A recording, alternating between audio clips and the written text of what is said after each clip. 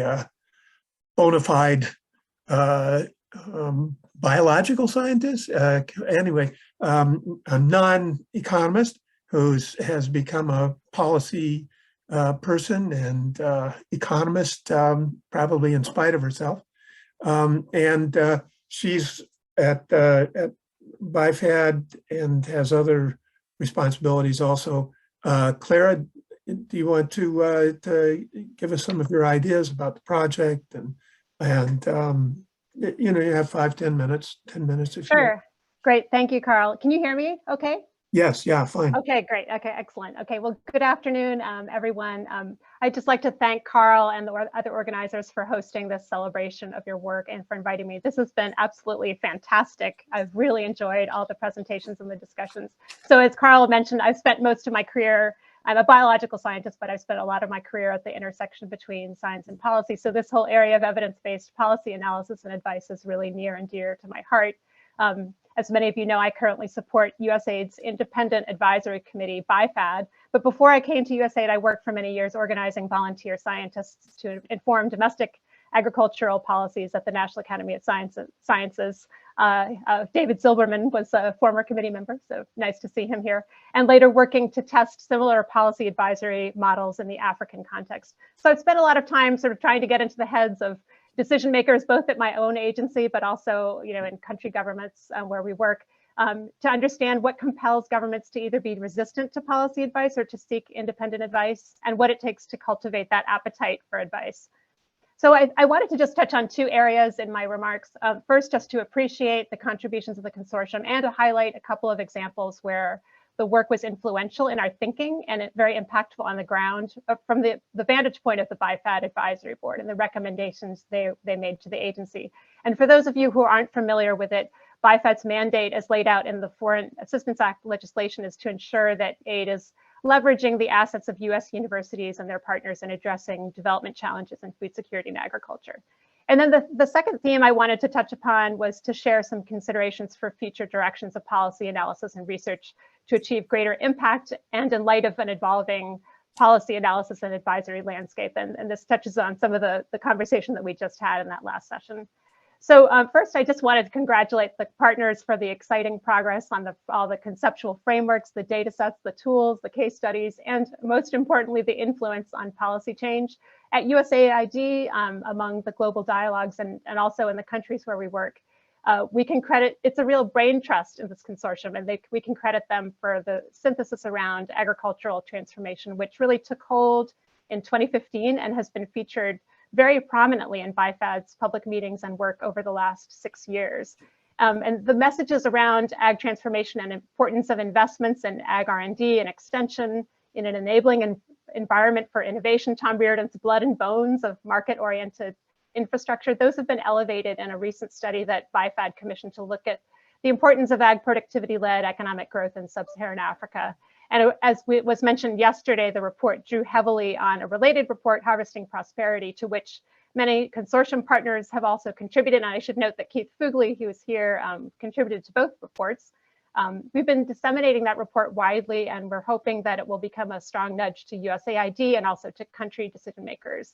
And both the report and the consortium have had a real impact on the recently updated global food security strategy, which was mentioned yesterday. That's largely shifted from a supply side to a more systems or demand side approach because of those inputs that you made.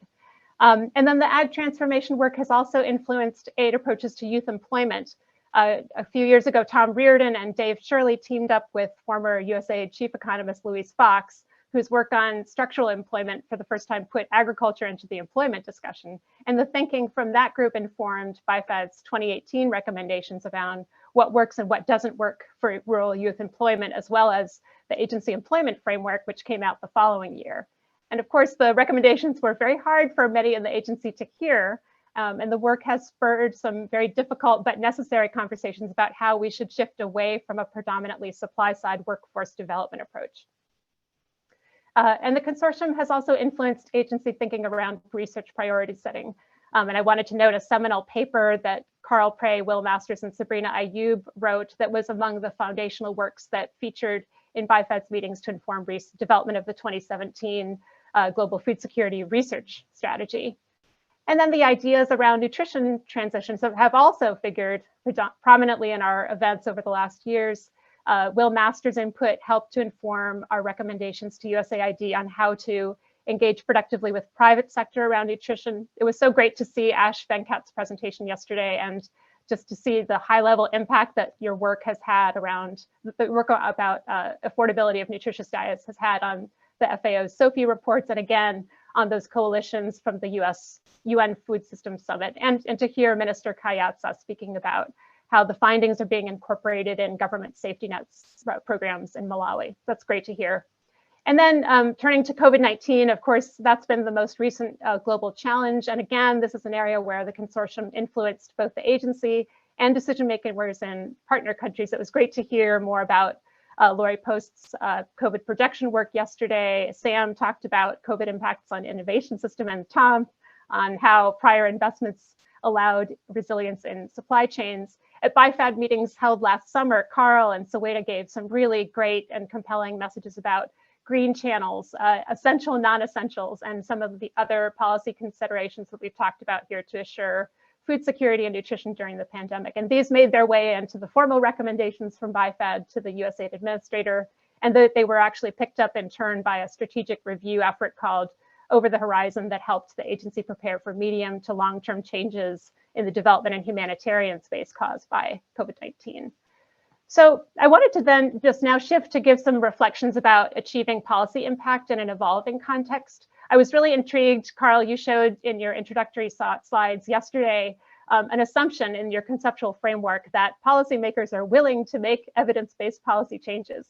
And I think we should definitely question and challenge that assumption as we consider how we might achieve a greater policy impact. And this really builds on some of the discussion from this last session that we just heard on this slippery concept of political will and public will. And I just loved the presentations by Eric and Regina on the indicators of political will and strategies to foster it.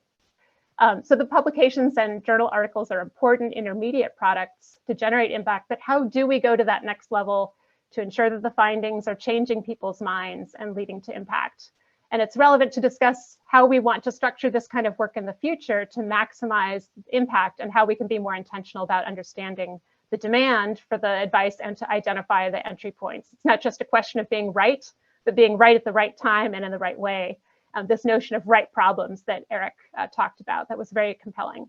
And I was fascinated by Jim's presentation on this idea of policy readiness indicators that as a statistically robust predictive tool, and Natha's presentation on measuring how well policy changes are actually working. Those were both very responsive to that point, and it would be useful and relevant to consider IFPRI's kaleidoscope model about entry points for policy change as well.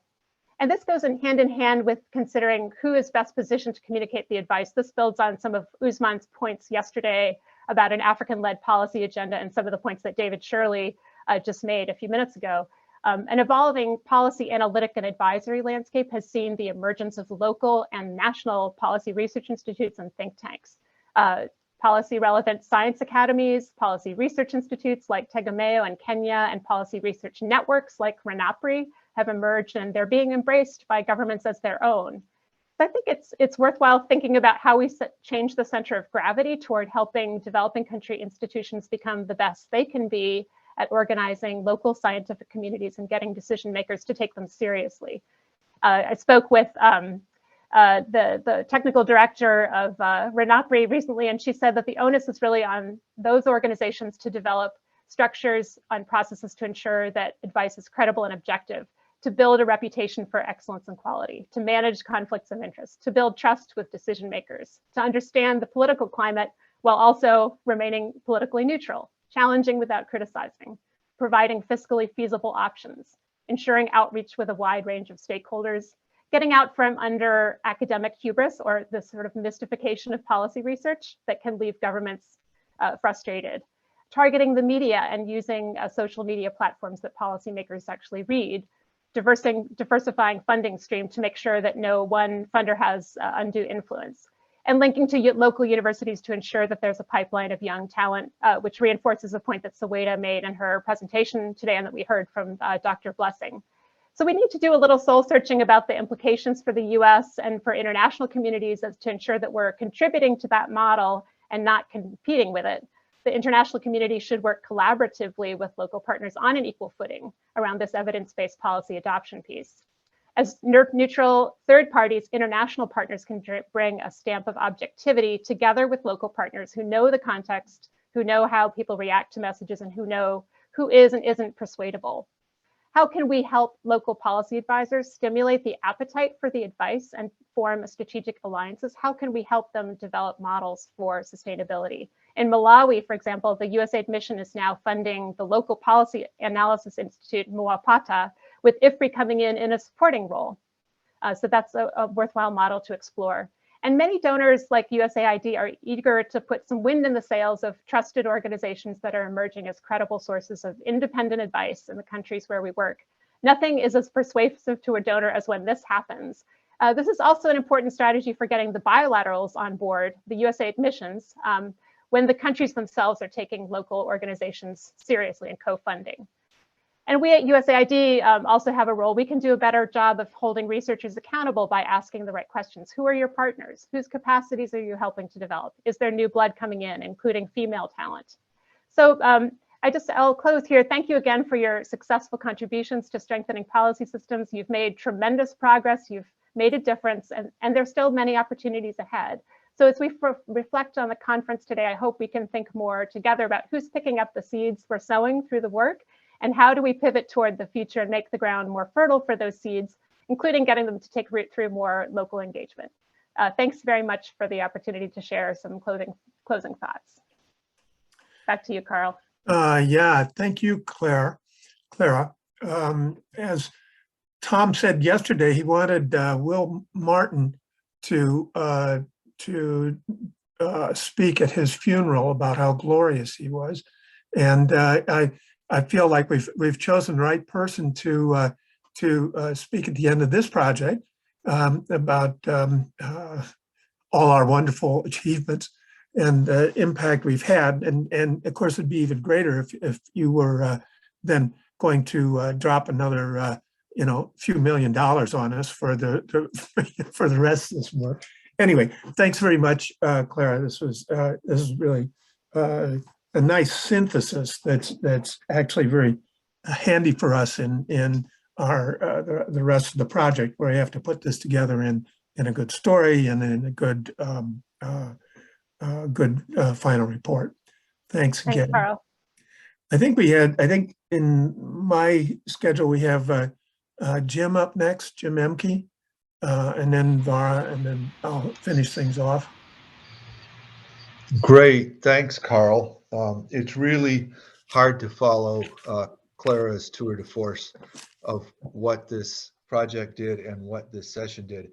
I think it's a testament to the importance of having a non-economist who nonetheless understands the economics talk about the importance of policy beyond our academic economic audience. And Clara, thanks, really great points that you brought out.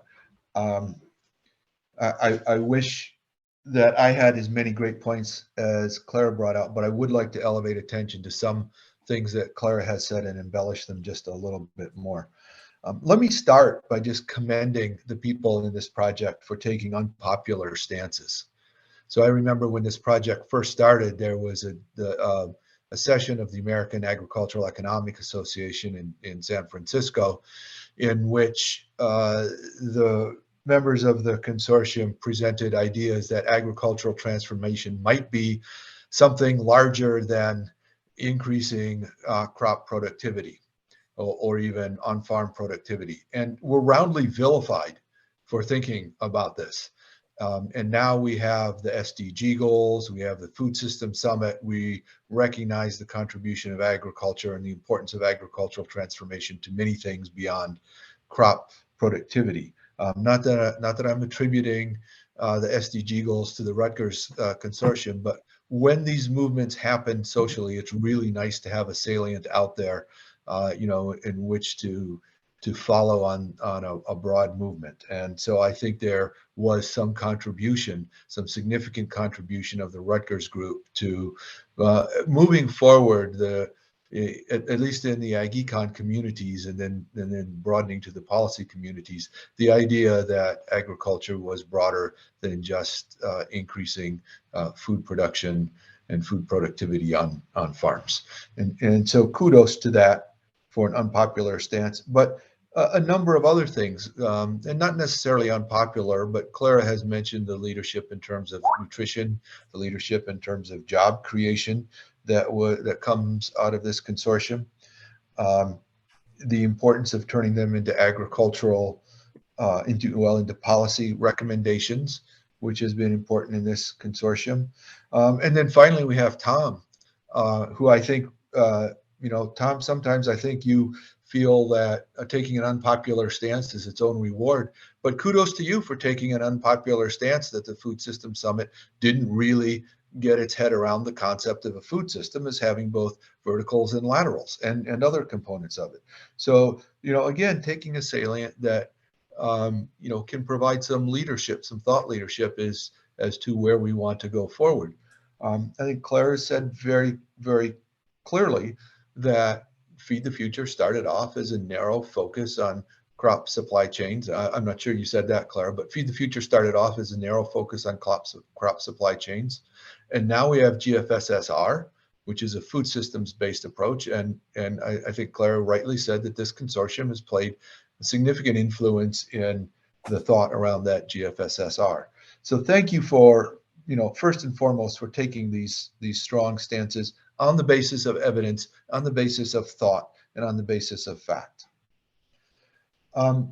Second thing I'd like to say is, and Claire went into detail on this, but let me just elevate that this is an impressive body of work that seemingly is in disparate directions, but when we bring everyone together in a conference like this, we see that it is in fact well integrated and around a broad conception of a food system, and really integrates well with within itself. So the COVID-19 policy work integrates well with food policy, integrates well with the continuity of supply chains, integrates well with how you influence policy, integrates well with how you create policy systems change to lead to sustainable policy systems. So very impressive body of work coming out of this consortium.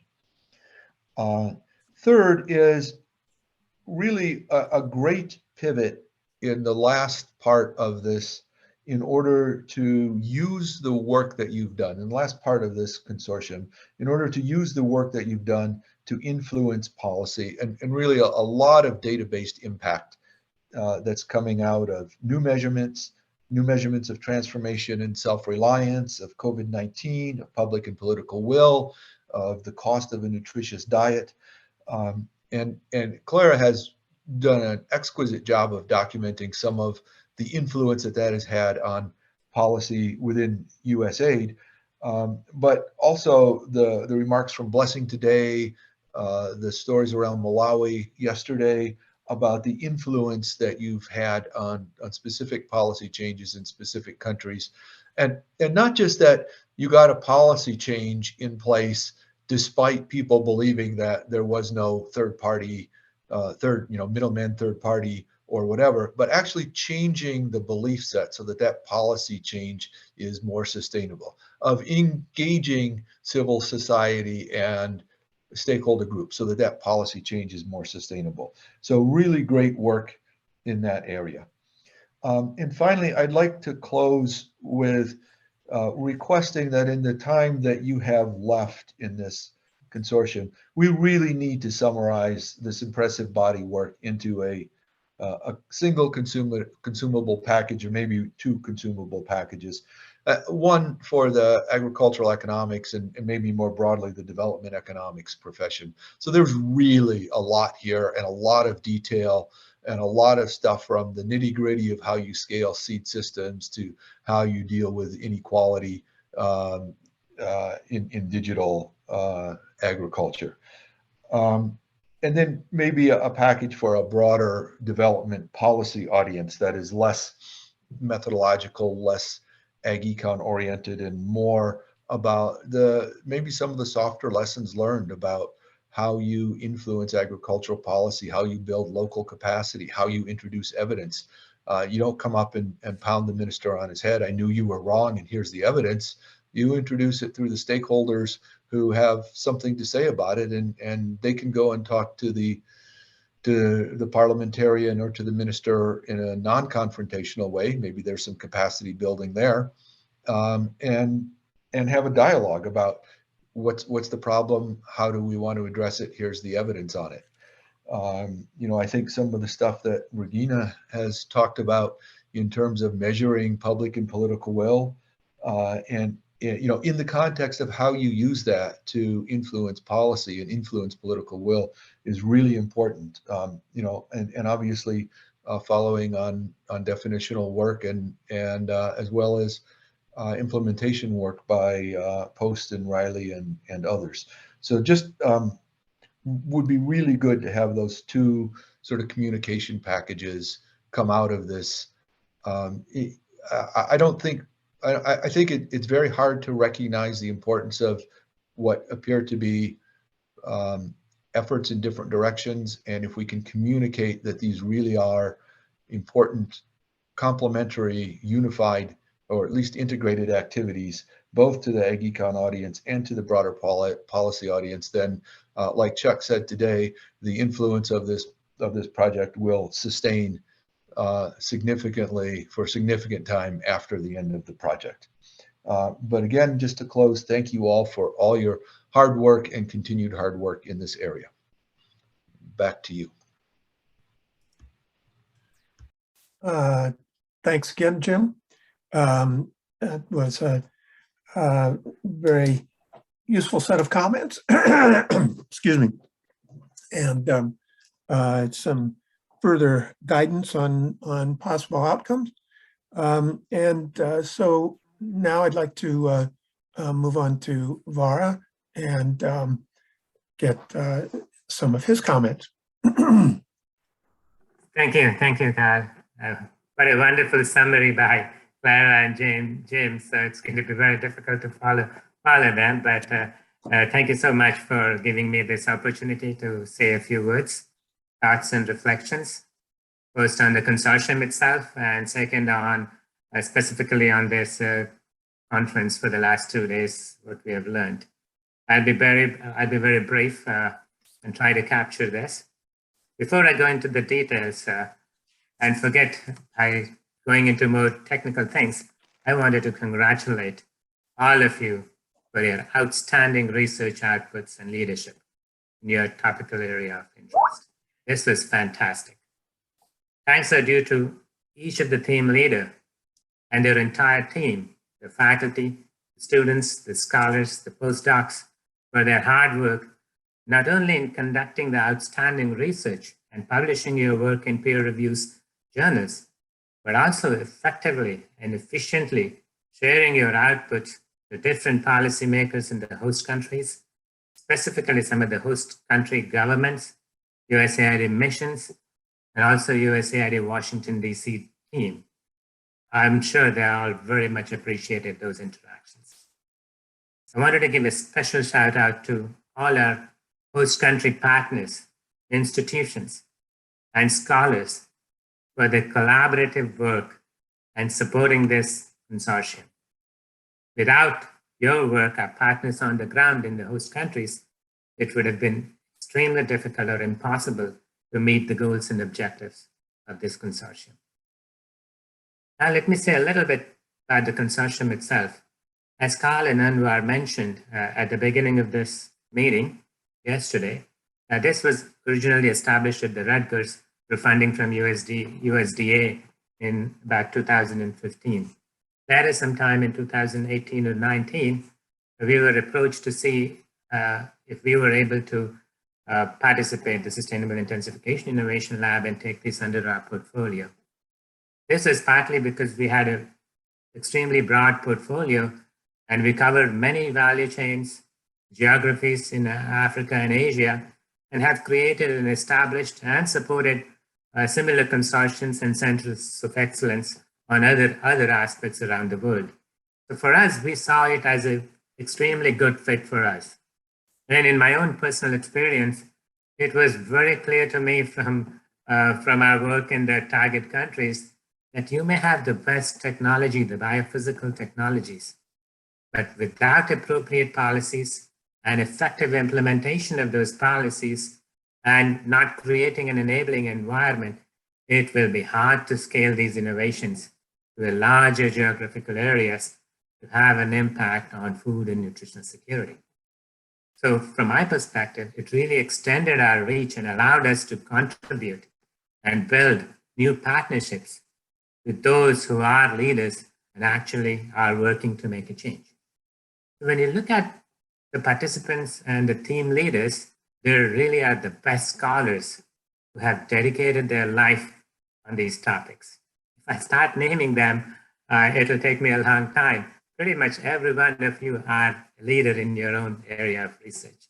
So this consortium brought together the leading experts in agricultural development policy and provided a platform for independent and innovative research and policy analysis, which was very limited in our scope in our own innovation lab, and maybe even beyond that. The timing was really correct, was perfect, because that was the time when the global food security strategy was being implemented.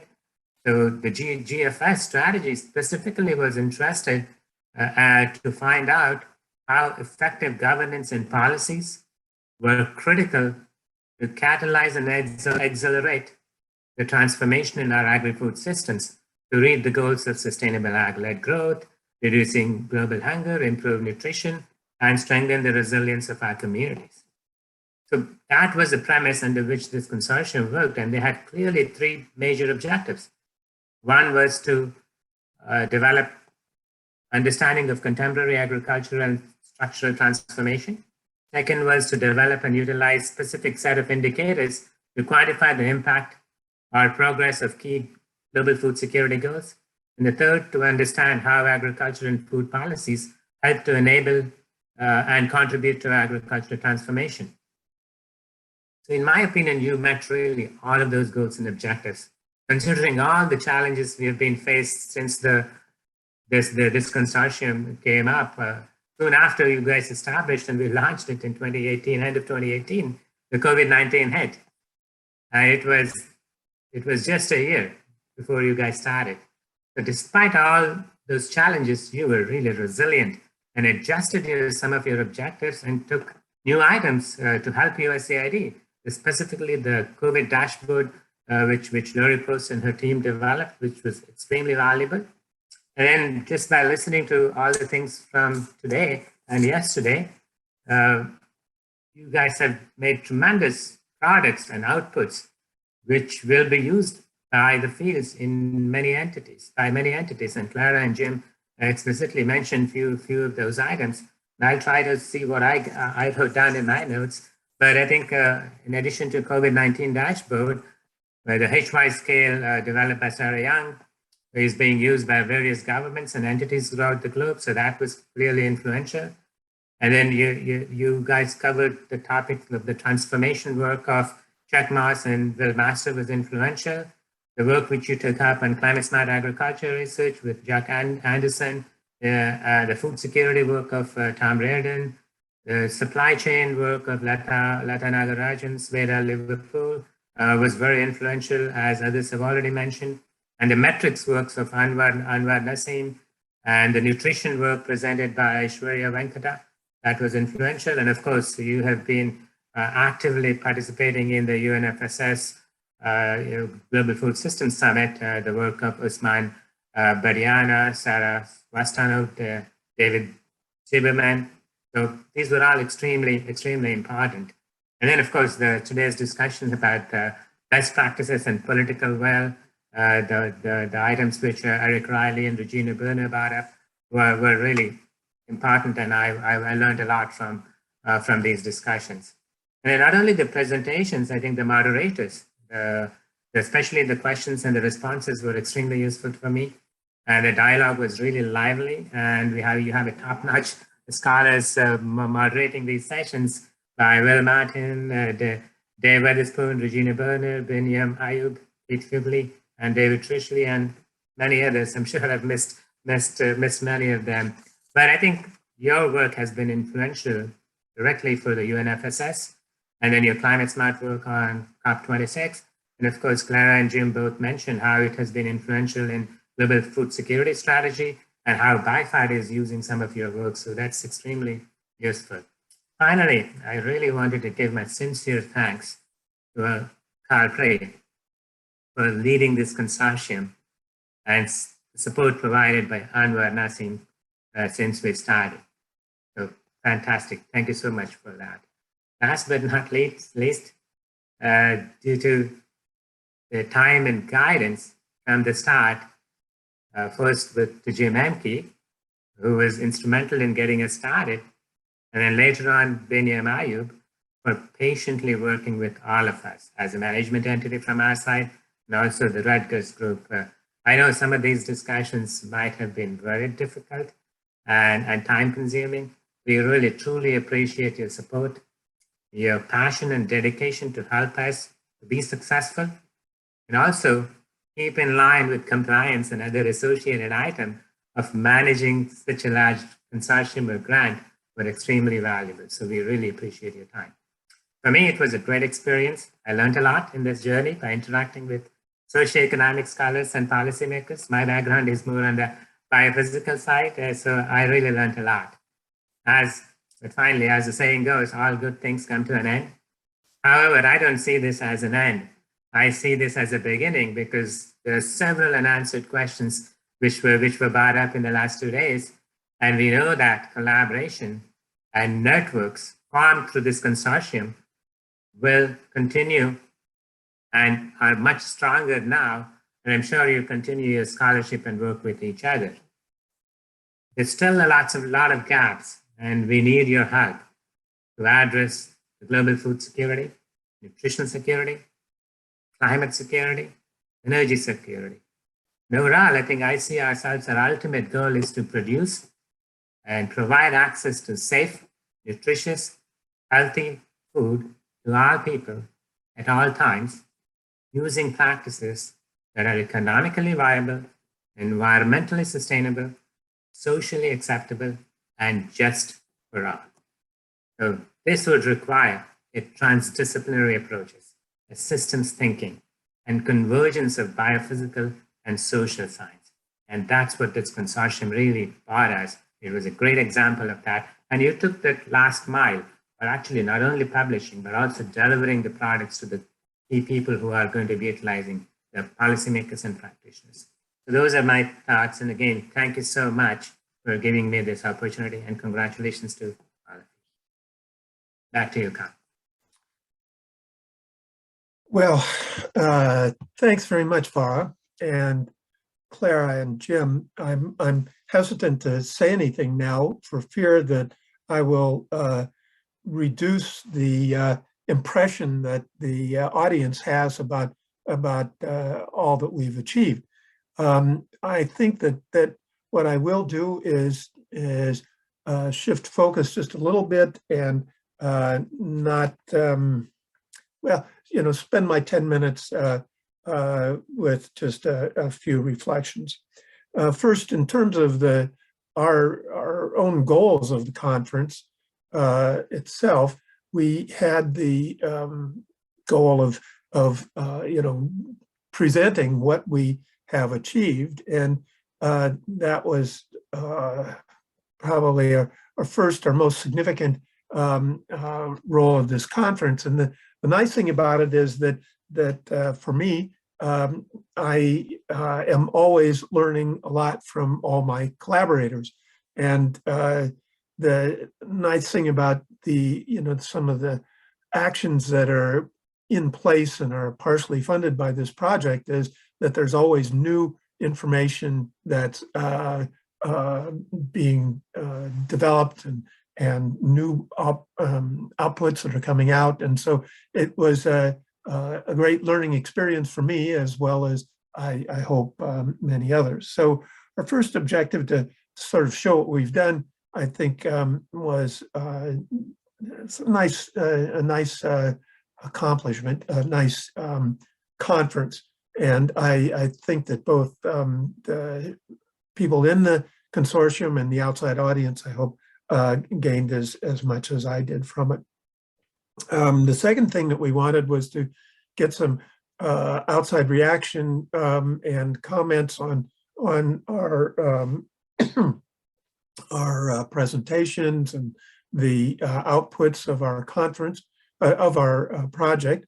And we were helped a lot by the moderators. As Farah said, moderators and discussants contributed a lot to our conference, our understanding of our outputs and where we can go next, perhaps.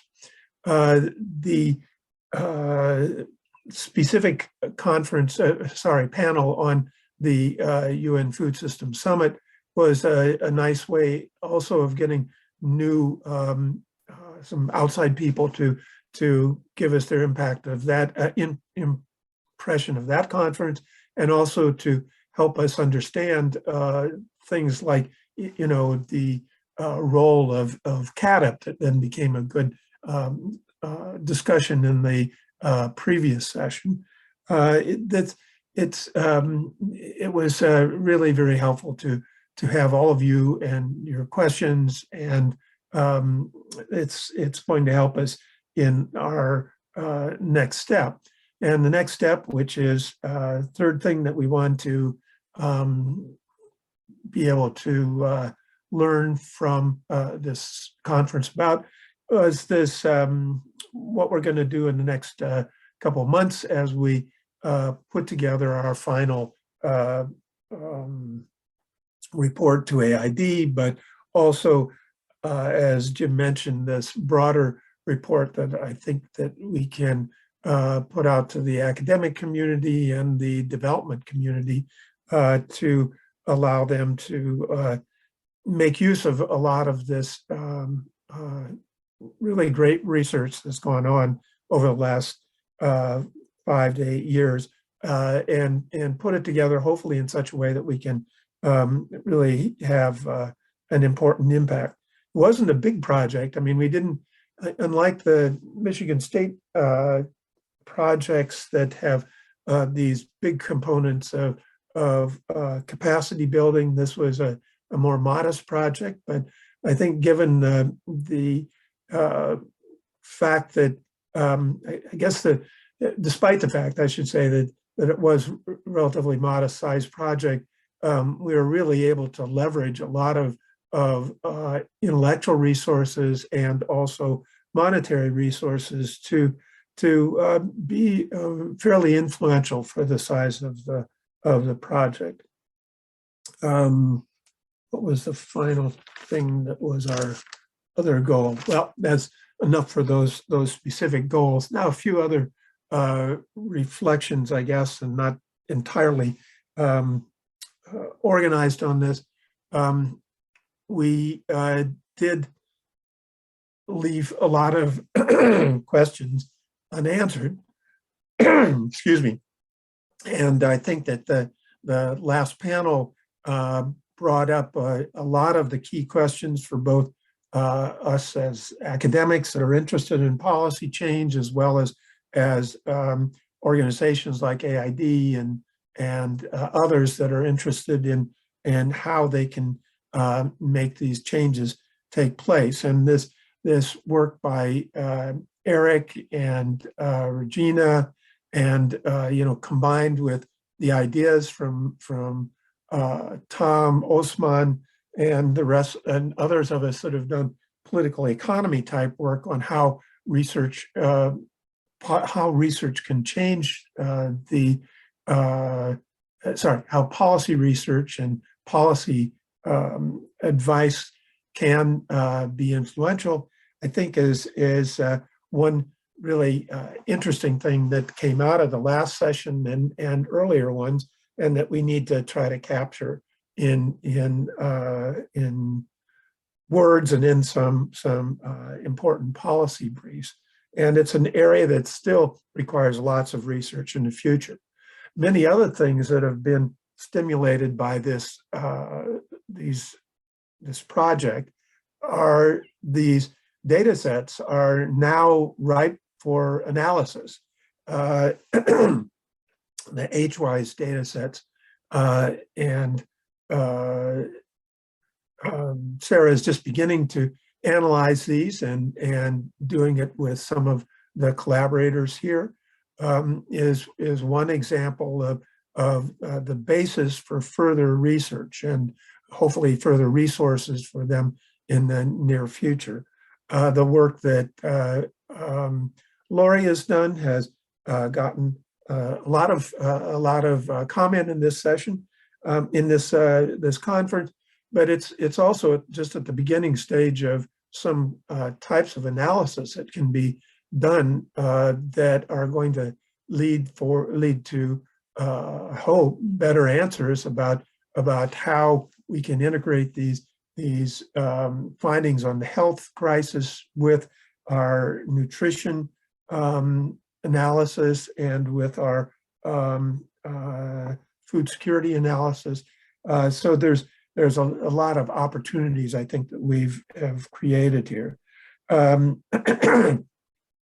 Tom and Sweda have mentioned how they put these things, these information sources to work, but in this conference, we haven't really mentioned the fact that these huge data sources that they've put together are another resource that can be used in the future, and I think certainly will be for the kind of policy change that we would like. And then I guess I'm going to end my ramblings by saying that another area that I think is important and that we could have done more work on, and I think more work needs to be done in the future, is with sort of science and technology policy, and how we do create these environments, ecosystems to encourage innovation and research in the private sector, and also to strengthen the public sector R&D capacity, both in policy research as well as technology research. My final comments are a series of thank yous. This project wouldn't have happened without all of the hard work that Anwar Nassim did as research collaborator and manager and communicator, and a big thank you to Anwar.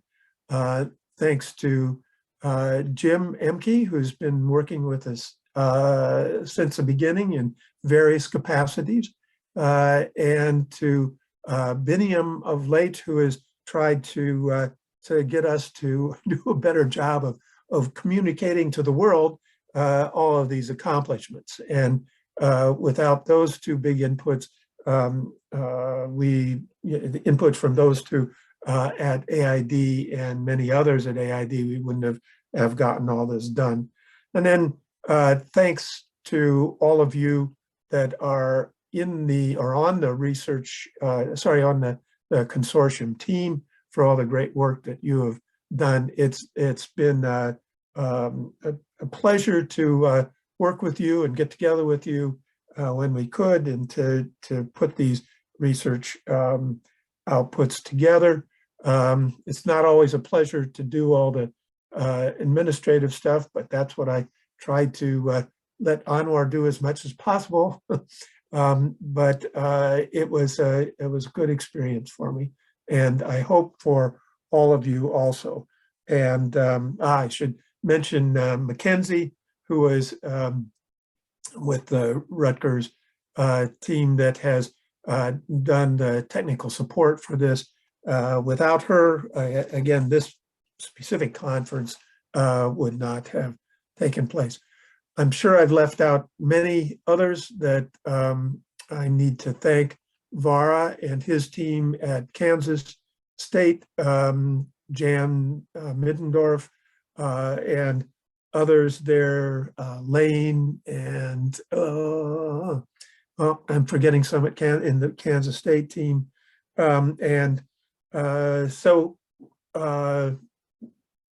Special thanks, I guess, also within my team to Jock Anderson and Lata and Sammy that have helped me out when I needed special assistance.